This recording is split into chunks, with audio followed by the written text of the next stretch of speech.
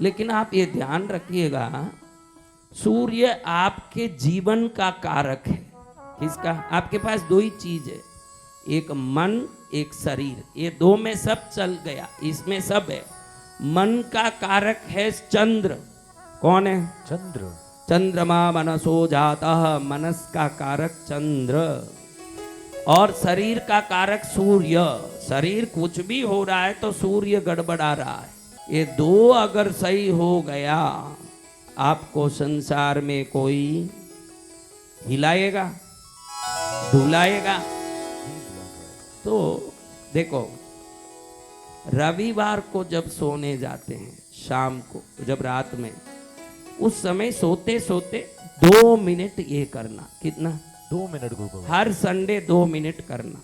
कितनी देर? 2 मिनट। ये 2 मिनट की क्रिया आपकी ईड़ा नाड़ी पिंगला नाड़ी यानी सूर्य चंद्र नाड़ियों को जगा के आपके कुंडली में, जन्म कुंडली में सूर्य नीच का हो चंद्र नीच का हो, जब ये शक्ति प्रवेश करेगी तो चंद्र सूर्य आपके बलवान हो जाएंगे। कौन बलवान हो जाएंगे? चंद्र सूर्य। चंद्र सूर्य बलवान हो तो क्या होगा? सूर्य बलवान हो तो पितृदोष अपने आप निवृत्त हो जाएगा।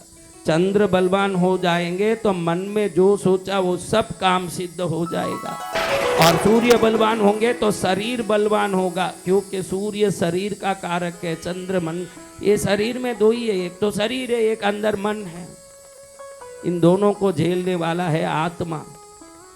आत्मशक्ति ऊर्जा का प्रतीक है सूर्य देव, कोटि सूर्य प्रकाश है आत्मा में। तो अब आप सब अपनी अपनी क्रिया करने के लिए अपना मैट पूरा चाहिए। कितना चाहिए? क्योंकि कोई आधा आधा करके बैठ तो गए हैं, अब लंबा चाहिए, क्योंकि आपको सोना है। क्या करना है? सोना है। सिर इस तरफ करना भाई, गुरुदेव को पैर दिखा के मत सोना, पाप धो नहीं पाओगे। सिर इधर करो न पैर पीछे करो, और अपने वस्त्रों का ध्यान देना, वस्त्रों का ध्यान दे के सो।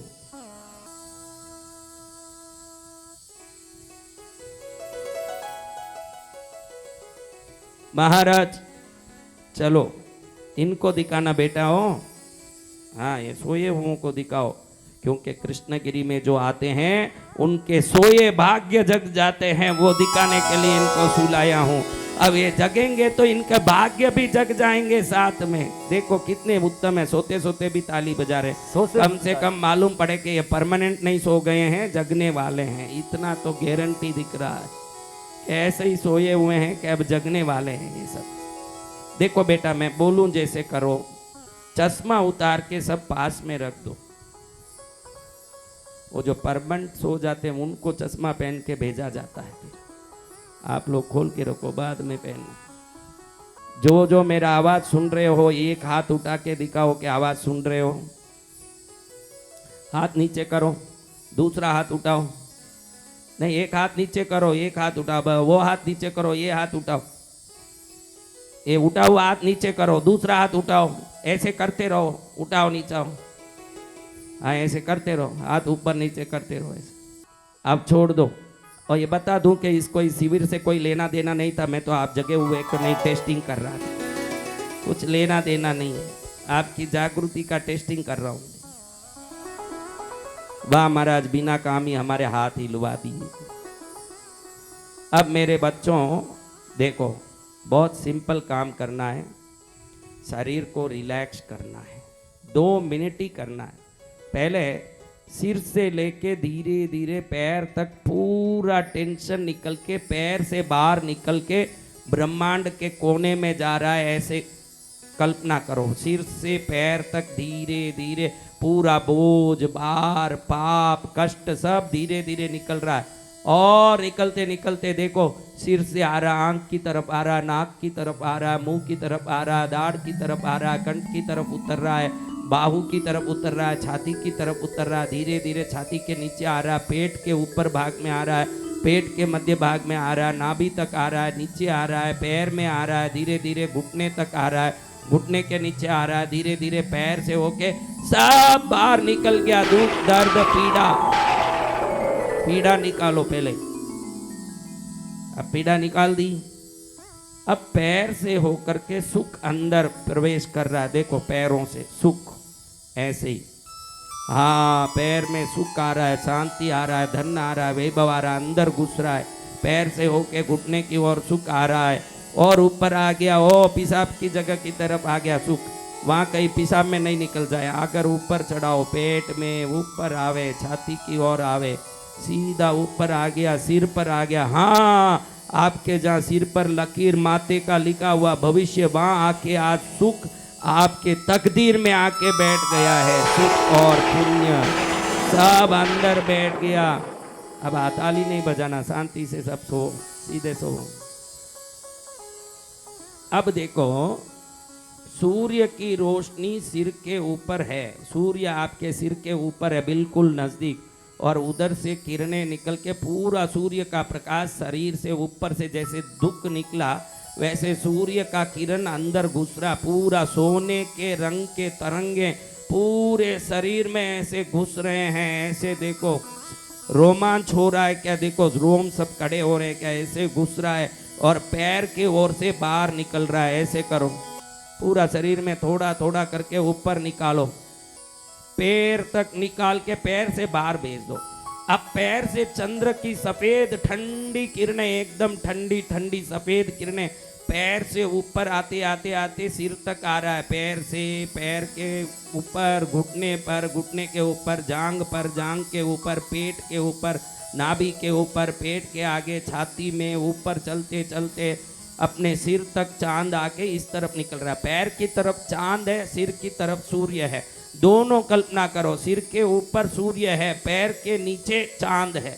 ऐसे 3 बार ऊपर से सूर्य को ले जाओ, नीचे से चंद्र को ले आओ, ऊपर से सूर्य को ले जाओ, नीचे से चंद्र को ले आओ। जो चंद्र का अभाव है, जो सूर्य की शक्ति का अभाव है, आज वो पूरा हो गया, और कुंडली के सूर्य चंद्र आज बलवान होने वाले, ऐसे बलवान हो रहे हैं कि देखो आप, जिंदगी ऐसे सफल हो गई। आहा, मैंने भी सोचा नहीं महाराज के ऐसे भी कृपा हो सकती है। 3 बार करो। एक बार सूर्य के सोने के रंग के तरंगों को सिर से ब्रुकुटी, आईब्रो की तरफ, आंखों के ऊपर, पूरे मुंह में, नाक मुंह करते हुए नीचे उतरते उतरते, बाहू से, हाथों में, छाती में, नीचे नाभि में ले जाते पैर तक ले जाओ, और पैर से सूर्य रोशनी को बाहर निकाल दो। फिर नीचे से चंद्र रोशनी को नीचे से करते करते ऊपर लेके सिर में, क्योंकि सिर होना चाहिए ठंडा। सिर कैसे होना चाहिए? ठंडा। पैर गरम होना। जिसका सिर गरम है वो नालायक है, जिसका पैर गरम है वो सुपुत्र है। सिर होना ठंडा, सिर होना आइस फैक्ट्री, जबान होना शुगर फैक्ट्री। तो आप कैसे करना महाराज? 3 बार कर लिया तो सिर हिलाओ, नहीं तो करो शांति से। देखो, सूर्य रोशनी को ऊपर से नीचे ले जाओ, चंद्र पैर के पास ही खड़ा है, ऐसे ही ध्यान करना, पैर के पास ही चंद्र है। हमारे निकट हो जाए तो फिर कोई भी दोष हमको परेशान नहीं कर सकता। सूर्य दोष, चंद्र दोष, पितृ दोष, काल सर्प दोष, चंद्र विकृति दोष, नीच चंद्र दोष, कोई भी दोष नजदीक नहीं आ सकता। और पैर से आ गया सिर तक चंद्र की शक्ति। ताली बजाओ एक बार सब जोर से, जोरदार ताली। जय जय गुरुदेव। अब अपने राइट हैंड को ऊपर करो, नीचे करो, लेफ्ट हैंड को ऊपर करो, नीचे करो, दोनों हाथ ऊपर करो, नीचे करो। अब उठ के बैठ जाओ। हाँ, किस किसने लात मारा? लात मारा? वो बोले कि कोई दुश्मन पास नहीं था महाराज, कल आप वापस कराना, हम सही जगह बैठ जाएंगे, फिर जो भी है बता देंगे। ऐसे हैं होशियार। किस किस को रोम खड़े हुए वो सब हाथ ऊंचा करो, अच्छे से ऊंचा करना है इसे। किस किस को सूर्य का जाने का आनंद आया, चंद्र का आने का आनंद आया। इसको सिर्फ रविवार को एक ही बार करना, 2 मिनट में कर देना। कितने मिनट में? 2 मिनट में। पहले दुख सब जा रहा है, ऐसे ध्यान करना, फिर सुख सब आ रहा है ऐसे ध्यान करना, ये गुरु मंत्र है आपके लिए।